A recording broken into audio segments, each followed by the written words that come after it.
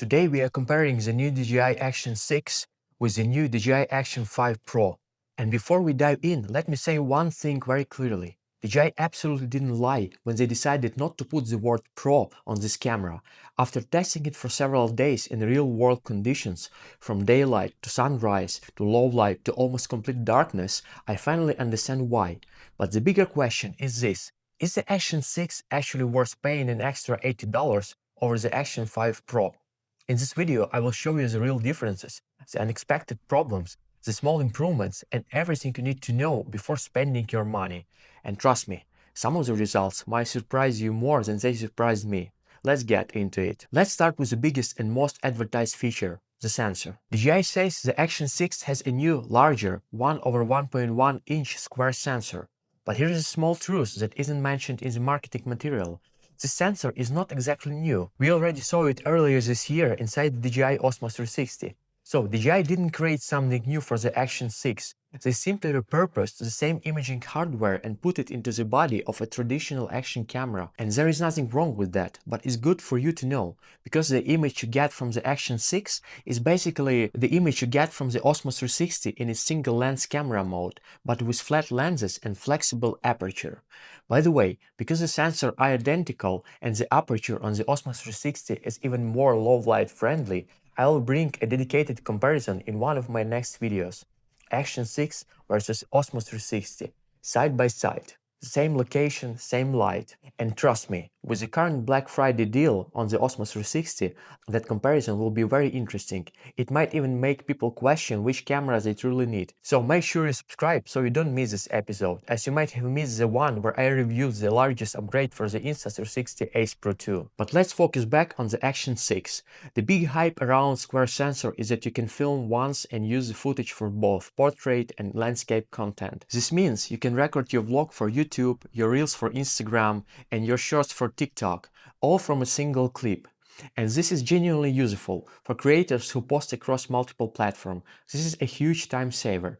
I actually wish more companies would go this route. But does a square sensor bring a noticeable improvements in the image quality? In my test, during daylight, no, almost nothing changes. The Action 5 Pro and the Action 6 extremely similar under clean lighting. If you don't zoom in and compare every pixel, you probably wouldn't even notice a difference. Now let's talk about the aperture. DJI advertised variable aperture on the Action 6, which sounds like a major upgrade. We finally have the ability to adjust the aperture between f2 and f4 and even choose the auto mode or select the fixed value. But the truth? The aperture behavior is almost identical to the Action 5 Pro. In fact, most of the time the Action 6 stays at f2.8, exactly like the Action 5 Pro. This happens in normal lighting, indoor lighting, and even outdoors in mild sunlight. You can manually choose f2.8 and you can lock it. You can also set it to f4 if you want starburst effect around bright lights. But overall, the image also becomes softer and the camera switches to f2 only in darker environments. But here is what surprised me the most. Even when it switches to f2, the camera doesn't look like it's using the optical aperture to gather light. It just looks like DJI is boosting the exposure electronically. That's probably why we get so much noise in the low light shots. And this brings me to something that is extremely important if you film at night or indoors. Low light performance is one of the biggest differences between these two cameras, but not in the way you might expect. We all assumed the Action 6 would be significantly better because it has a supposedly larger sensor and a flexible aperture. But after my test, the low light story is much more complicated. Let's start with the Super Night mode. On the Action 5 Pro, Super Night mode is very useful, especially when you are filming in the city or during evening walks or near buildings with lots of lights. On the Action 6, I expected a dramatic improvement, but when I compared Super Night versus regular mode on the Action 6, the footage was almost identical. The brightness, the color processing, the dynamic range, the result looks the same. And when I compared the Action 6 Super Night to Action 5 Pro Super Night, the differences were surprisingly small as well. In many scenes, I would say they looked 90% identical. Where the Action 6 does really pull ahead is in the regular low light mode. The Action 5 Pro often loses textures, shadows, and can become extremely dark, almost unusable at times. The Action 6 keeps more visibility and more structure in the images. But the problem is, it achieves this by aggressively overboosting the exposure. which creates a noisy, overprocessed look. In some scenes, the Action 6 begins to look like it's using a digital night vision algorithm. It brightens everything too much, even when it shouldn't. Here's a perfect example. I filmed both cameras at midnight from a terrace. It was almost completely dark. The Action 6 transformed the scene into something much brighter than real life, almost too bright. The noise was crazy. The Action 5 Pro, on the other hand, kept the natural dark mood, preserved the real street light glow, and even though it lost some details, it looked more realistic. So if you want accurate low-light footage, the Action 6 might actually feel unnatural at times. Then I tested both cameras during my early morning run, about 1 hour before the sunrise. Again, the Action 6 was much brighter, but the motion was still just as shaky as the Action 5 Pro. Stabilization hasn't improved in running scenarios. And here is the important part. Brighter doesn't always mean better. When I paused the frames, the noise was intense on the Action 6. Brighter but noisier. More visible but less clean. The Action 5 Pro was darker but kept more natural tones. Daylight filming brought another surprise: flares. The Action 5 Pro was already known for flares, especially when shooting near the sun or on the beach. But the Action 6 is even worse.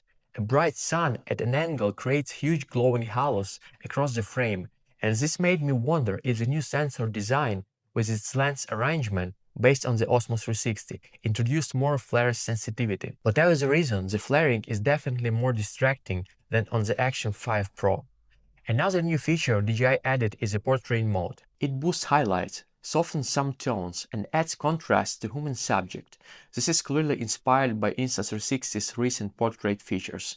It does help to make faces pop out a bit more, but overall the effect is subtle. If you film yourself a lot, you might like it, but it's not a game changer. In the portrait mode, you also get the so-called flat dwarf view for your camera that makes the point of view of the camera more narrow. The so-called lossless 2x zoom is also something DJI promote heavily. And again, this is not new. The Osmo Pocket 3 already had this last year. I compared the Action 6 lossless zoom with the Action 5 Pro normal digital zoom. For landscapes, ocean, mountains, you can see a slight improvements in clarity, but when filming faces, I couldn't see anything meaningful. Maybe you will notice something, I didn't. And design-wise, DJI removed the external cage from the package. The Action 4 and Action 5 Pro came with a cage in their essential bundles, but the Action 6 doesn't need a vertical mount anymore, because of the square sensor. That might be the one reason why the cage is gone.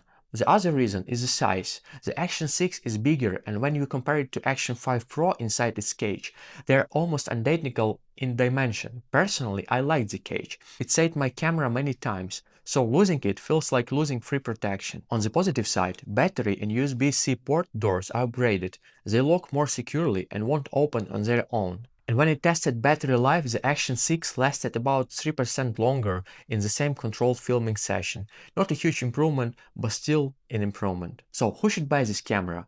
If you own the Action 4 or older, you upgrade. The new features, the square sensor, the improved flexibility, they make sense. But if you already own the Action 5 Pro, honestly, no. The footage looks almost the same. Stabilization is the same. Daylight performance is the same, low light is brighter but noisier, and the Action 5 Pro right now is almost $80 cheaper thanks to Black Friday deals. And for most people, the 5 Pro is still the better value. And before we end, one more thing. The macro lens for the Action 6 is extremely expensive, so I don't recommend buying it. I have much cheaper alternatives that I will show you next week. Also, stay tuned for the underwater comparison, and for the Action 6 versus Osmo 360 single lens test coming very soon. I hope this video helped you. If you enjoyed it, hit like, subscribe, and I will see you in a couple of days. Cheers. Bye.